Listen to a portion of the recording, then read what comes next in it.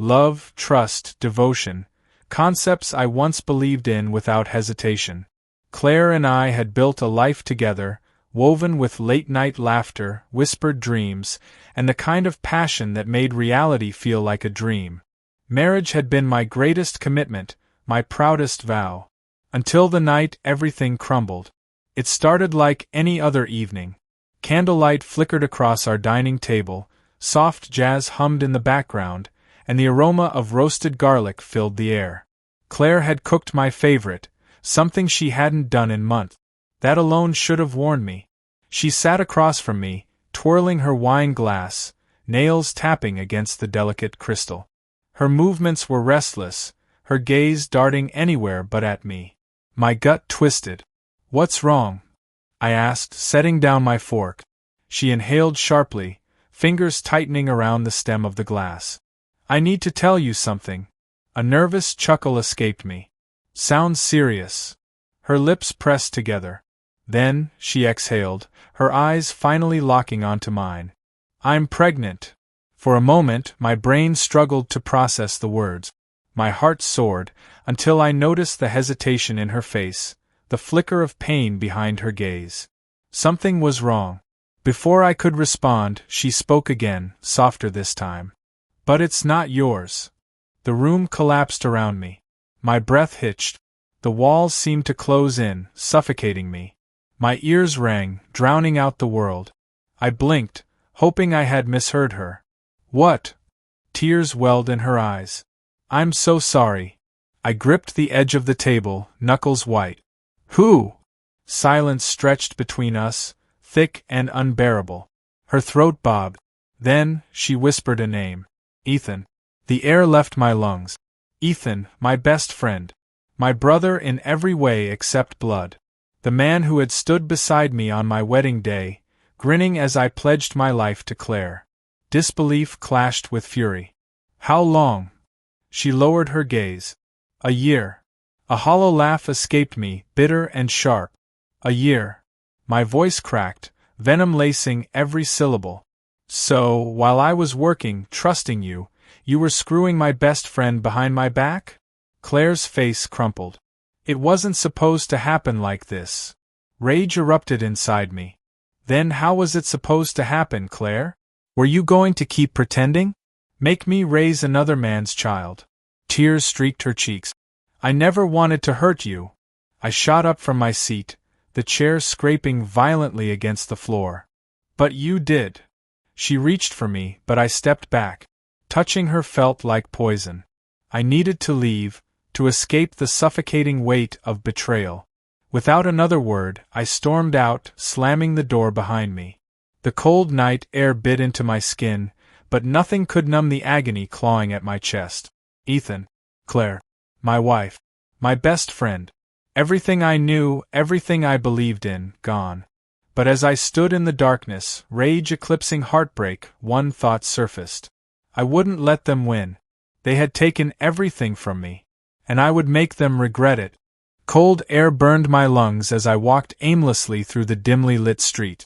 My fists clenched, mind racing. Every memory, every moment I had shared with Claire, felt like a cruel joke. The woman I had trusted, loved, cherished, had been lying for an entire year. And with Ethan, of all people. I reached for my phone, my thumb hovering over Ethan's contact. Calling him felt like inviting fire into an already burning house. Instead, I slid the phone back into my pocket. I needed answers, but not over the phone. Not with words twisted by cowardice. I turned around, my path clear. Ethan's apartment was across town. I drove there, gripping the wheel so tightly my knuckles ached. Every red light felt like a taunt, every moment of stillness like an invitation to relive the betrayal. My wife. My best friend. Their secret. Their lies. By the time I reached his building, my heart pounded with a mix of fury and anticipation. I parked, stormed toward his unit, and pounded on the door. Seconds stretched. Then, the door cracked open.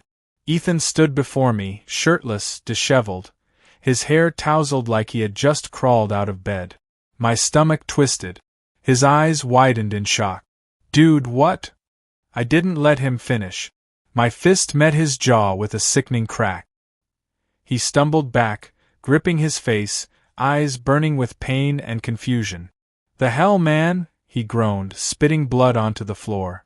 I stepped inside, slamming the door shut behind me. "You don't get to play dumb." My voice was ice, steady despite the storm raging inside me. "How long have you been screwing my wife?" Ethan froze. His Adam's apple bobbed, and in that moment I saw the guilt he had tried to hide. I laughed, a hollow, humorless sound. "That's what I thought." He wiped his lip, avoiding my gaze. "Look, man. Don't call me that."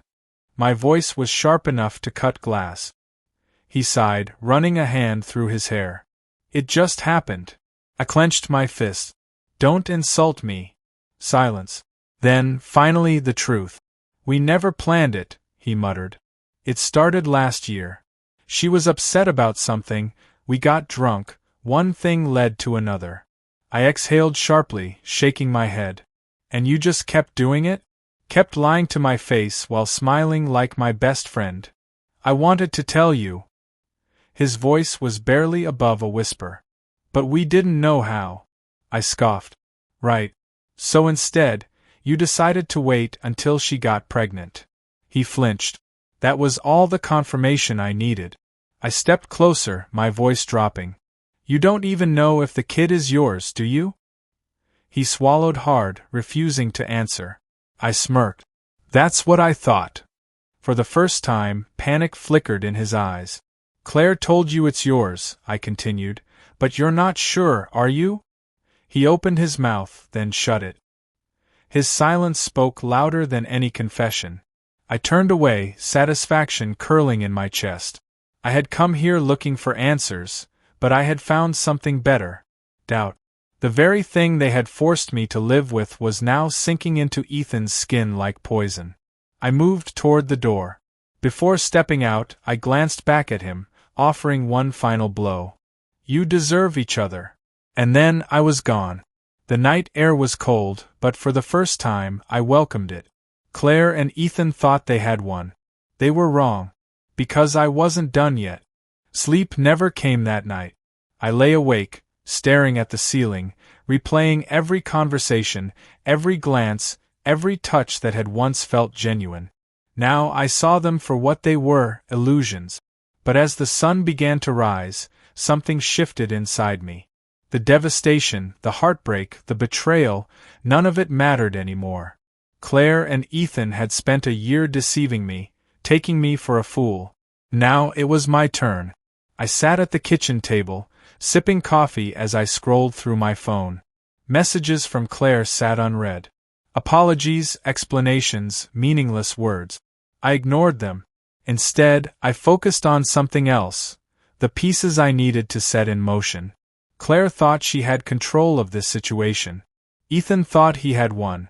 They were about to learn otherwise. By noon, I was outside my house.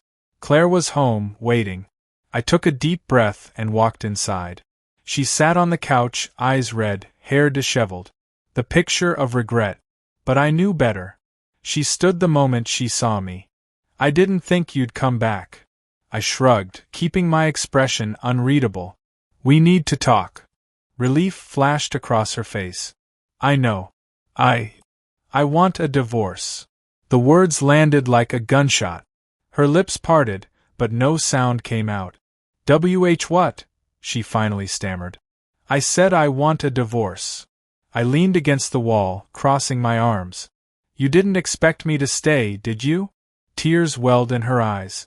I know I hurt you, but we can work through this." I laughed. A cold, sharp sound. "Work through what, Claire? You're pregnant with another man's child. You've been lying to me for a year. What exactly is left to fix?" She stepped forward, desperate. "I was scared. I didn't know how to tell you." "You weren't scared when you were sneaking around with Ethan." She flinched. "It wasn't like that." I held up a hand. "Save it. I'm done." Silence. Then, she took a shaky breath. "What about the house? Our accounts?" Ah, there it was. The real concern. I smirked. "That's the thing, Claire. You're not getting anything." Her brows furrowed. What do you mean? I pulled out a folder and tossed it onto the table. This is our prenup. You cheated, which means you walk away with nothing. Panic crept into her expression. You can't do that. I can, I said coolly. And I already have. She reached for the documents with trembling fingers, flipping through the pages. This can't be real. It's real. I stepped closer, lowering my voice. You see, Claire, you didn't just cheat. You played yourself. Her breath hitched. Ethan will help me. I chuckled. Will he? I tilted my head. Because from what I gathered, he's not even sure if that baby is his. Her face drained of color. I leaned in slightly. You thought you had this all planned out, didn't you? But now Ethan is doubting you. You've lost me, and soon you'll lose him too. Tears spilled down her cheeks. I never wanted this. I shook my head. No, Claire. You never wanted to face the consequences. I grabbed my keys, giving her one last look. This is just the beginning. And with that, I walked away. She thought I was done. But the best part was yet to come.